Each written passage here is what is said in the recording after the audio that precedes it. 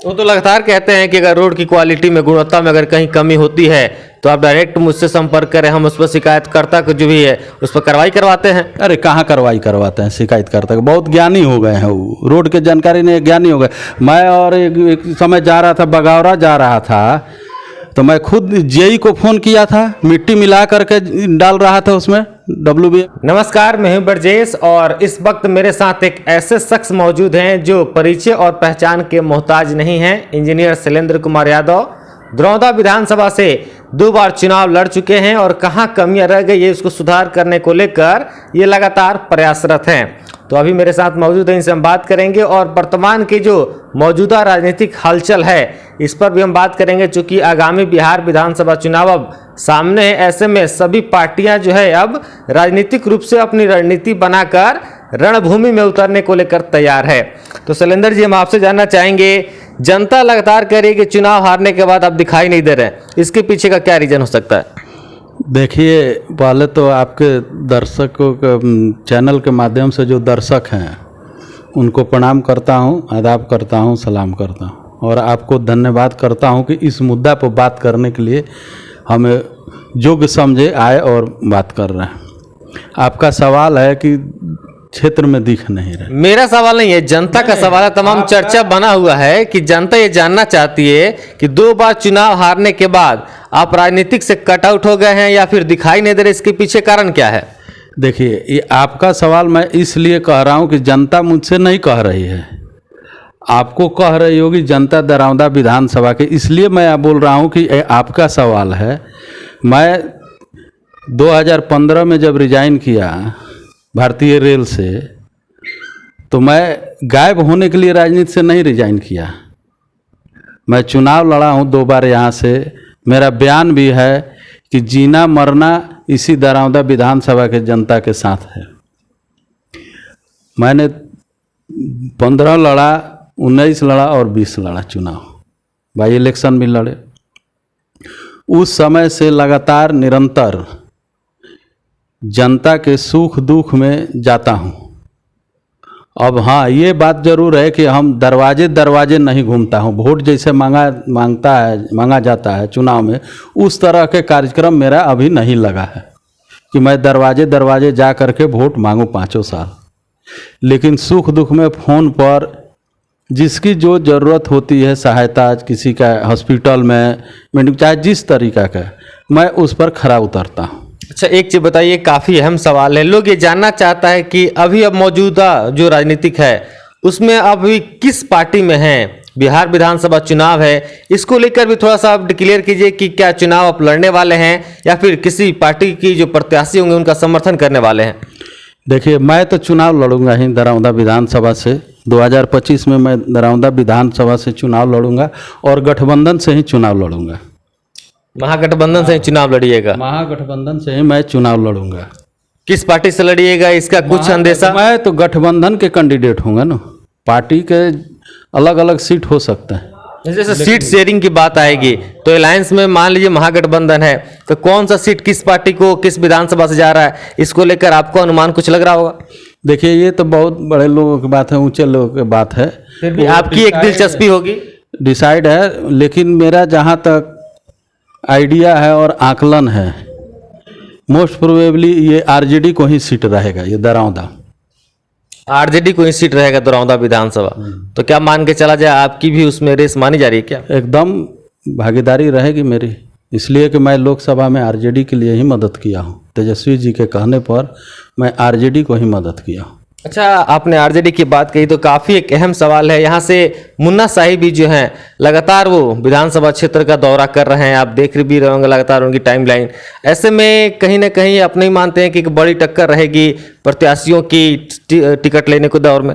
देखिए, जो राजनीति में रहते हैं, मुन्ना साहिब हो या अन्य कोई हो, जो लड़ने के इच्छुक हैं, वो लाजमी है, वाजिब है उनको मांगना करना। जो इच्छा रखते हैं चुनाव लड़ने के लिए, उसमें टक्कर दावेदारी की क्या बात है? वो तो पार्टी के डिसाइड करना है, नेता को डिसाइड करना है कि कौन सीट निकाल सकता है, नहीं निकाल सकता है। अगर नेता को लगेगा कि हमसे सीट नहीं निकलेगा, नहीं भी दे सकता है टिकट। यानी अब मजबूती के साथ अपना पक्ष रख रहा है? हम मजबूती के साथ पक्ष रख रहे हैं, हमारे साथ जनता है। जनता का मैं चुनाव लड़ा हूँ बाई इलेक्शन, और नेता को भी पता है कि क्या इफेक्ट पड़ेगा नहीं पड़ेगा इस विधान। अच्छा, हाल ही में एक विधानसभा में दरौंदा खास करके अगर बात करें तो काफी चर्चा का बना हुआ है कि जो पूर्व सांसद ओम प्रकाश यादव हैं, उन्होंने एक इंटरव्यू में कहा है कि वो निर्दलीय चुनाव भी दरौंदा विधानसभा से लड़ सकते हैं। अगर वो निर्दलीय आते हैं दरौंदा में तो कितना बड़ा फैक्टर रहेगा? देखिए, सांसद महोदय हैं, वो तो 6 विधानसभा के सांसद रहे हैं, एक पार्लियामेंट में 2 बार रहे, एक बार निर्दलीय रहे, एक बार भाजपा से रहे हैं। वो बोल रहे हैं तो अच्छी बात है, लड़ना चाहिए। लड़ने के लिए तो स्वतंत्र है, सब लोग लड़ेगा। लोकतंत्र में तो यही खूबसूरती है, इसमें तो कोई किसी को रोक नहीं सकता है ना, वो तो जनता डिसाइड करेगी दरौंदा की ना। नहीं, लड़ने की बात तो सही है, लोकतंत्र की खूबसूरती है, लेकिन हमने फैक्टर की बात की। मान लीजिए कि ओम प्रकाश यादव जो भी यादव समाज से बिलोंग करते हैं, दरौंदा विधानसभा में आप भी अपनी दावेदारी जो है आरजेडी से कर रहे हैं, प्रबल दावेदारी कर रहे हैं। ऐसे में कहीं कहीं आपके वोट बैंक में कहीं लॉस मानते हैं क्या? देखिए, खास जब जाति की बात आती है तो मैं केवल चुनाव यादव होने के चलते यादव के नाते नहीं लड़ता हूँ। और यादव के नेता सिर्फ तेजस्वी यादव और लालू यादव हैं इस बिहार में। केवल यादव ही और मुसलमान ही वोट दे दे किसी विधानसभा में तो उससे विधायक नहीं बना जा सकता। पार्टी का सबको तो होता है ना? पार्टी का कैडर वोट है, एक परंपरा बनी हुई है, लेकिन जिसका 70% से ज़्यादा वोट जिस पार्टी में जाता है उसको माना जाता है कि ये जात की वोट उसके साथ है।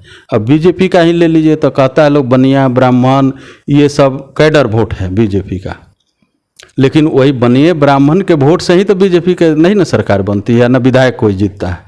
मिश्रित जब तक वोट नहीं मिलेगा अन्य का, दलित, अति पिछड़ा जो 52% की आबादी है, तब तक कहाँ से कोई विधायक बन सकता है, चाहे एमपी बन सकता है। सत्ता नहीं आ सकती है, इसलिए कि 52% अति पिछड़ा दलित का मिलाकर के वोट है, वो जब तक नहीं आप मिला करके चलिएगा तब तक संभव नहीं है कि 1-2 जातियों से आप ये थी है कितना 30 ना 32% वोट होगा यादव मुसलमान को मिला करके। क्या उससे 32% वोट ला करके जीत जाएगा? एक तरफ 70% वोट रहेगा तो नहीं, उसमें से आपको ये करना पड़ेगा।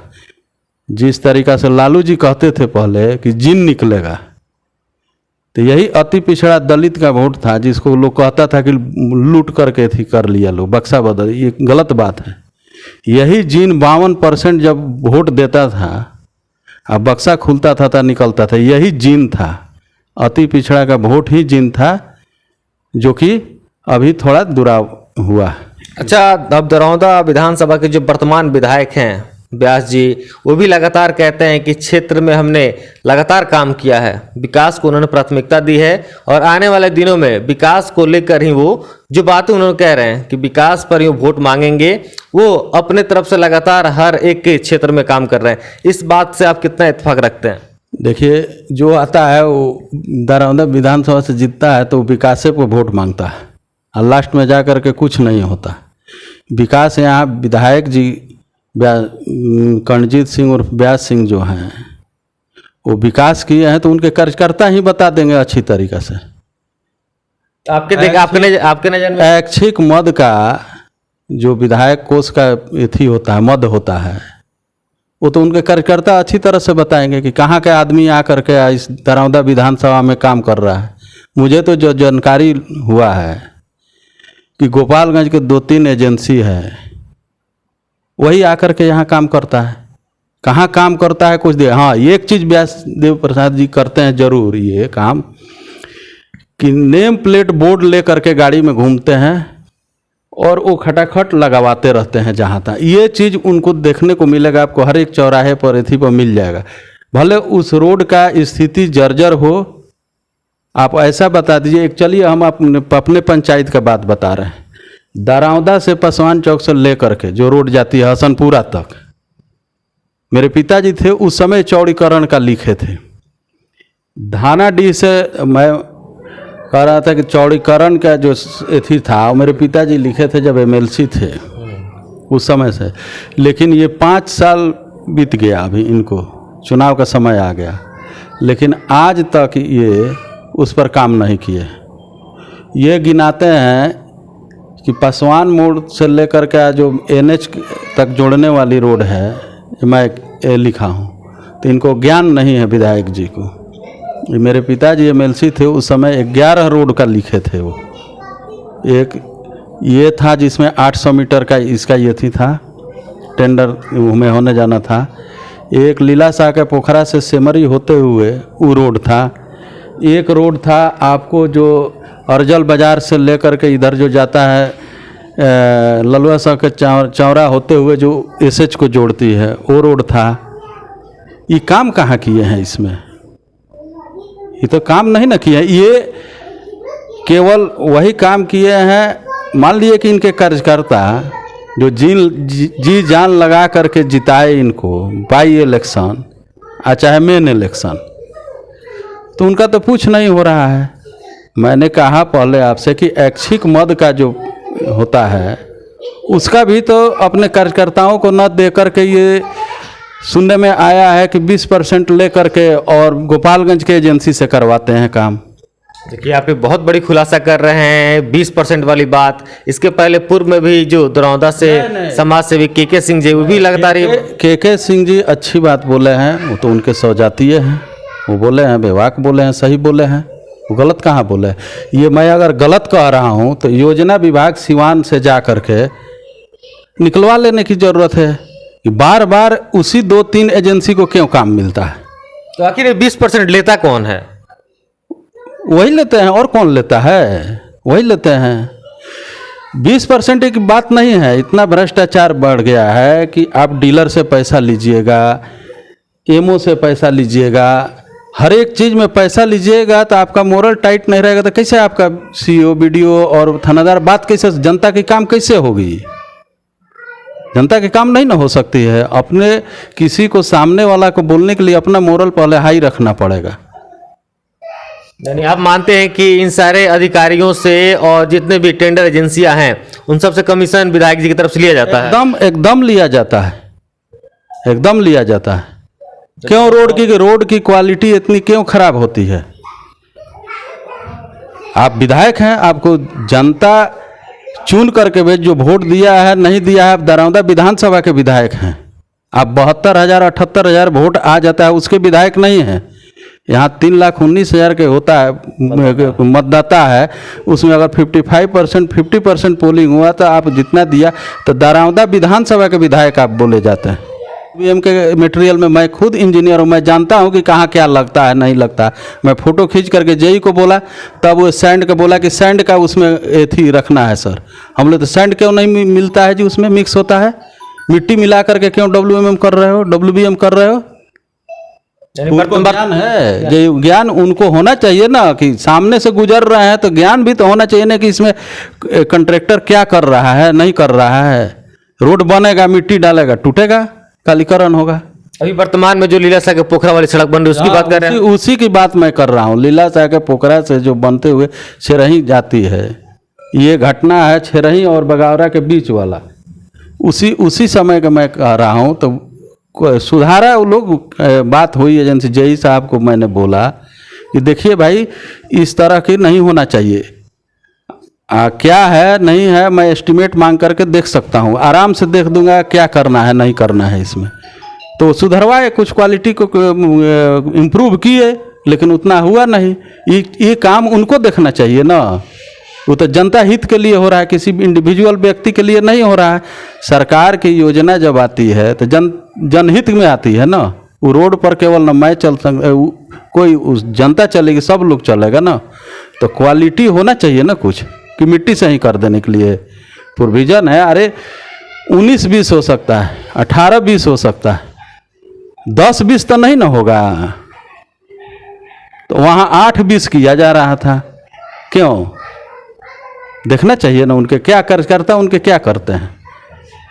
केवल चलिए ये तो बातें आरोपों की होगी, लेकिन शैलेंद्र जी हम आपसे एक चीज़ और डिक्लेयर कर लेना चाहते हैं कि जो आपने बातें पूर्व में कही कि आरजेडी से आप भी लगातार दावेदारी में हैं दरौंदा विधानसभा से, अगर आपको आरजेडी टिकट देती है तो किस मजबूती के साथ आप लड़ेंगे? क्योंकि बीते 3 चुनाव आपने लड़ चुका है, एक बाई इलेक्शन और 2 मेन चुनाव जो है लड़ा हुआ है। तो इस बार क्या आपकी रणनीति रहेगी अगर आरजेडी आपको दरौंदा विधानसभा से उम्मीदवार घोषित करती है? तो उम्मीदवार घोषित करती है तो सीट आरजेडी के झोली में जाएगा, जीत निश्चित है। हमको झूठ साच नहीं ना बोलना है। हमको झूठ साच बोल करके थी ने जो भी है हम लोग मुंह पर बोलते हैं। यानी फिर वही जोश जुनून के साथ आप फिर क्षेत्र में निकलिएगा। निकलना है, घूम रहे हैं, लगातार घूम रहे हैं हम अपना। हमारे लोग जो है जनता है उसके सुख दुख में रहते हैं। टिकट मिलना अभी बहुत दिन है, अभी तो सीट का बंटवारा होगा, किसको जाएगा नहीं मिलेगा, चुनाव लड़ा जाएगा। तो देखिए इंजीनियर शैलेंद्र यादव जी थे, इनका साफ तौर पे कहना है कि आरजेडी से टिकट के रेस में ये भी हैं, लेकिन अभी पार्टियों की जो आला कमान है वो आपस में बैठक करेंगे, उसके बाद सीट शेयरिंग की बातें जो है निकल कर सामने आएगी। हम सभी के बीच ये भी देखना काफी दिलचस्प रहेगा। लेकिन जिस तरह से इन्होंने बड़े जो खुलासे हैं, बड़े आरोप जो हैं वर्तमान के दरौंदा विधानसभा के विधायक करजीत सिंह उर्फ व्यास सिंह के ऊपर लगाया हुआ है, तो तमाम इन मुद्दों पर आगे की क्या रणनीति और प्रतिक्रियाएं आती है ये भी हमारे लिए देखना काफी दिलचस्प रहेगा। तब तक बने रहे मेरे साथ।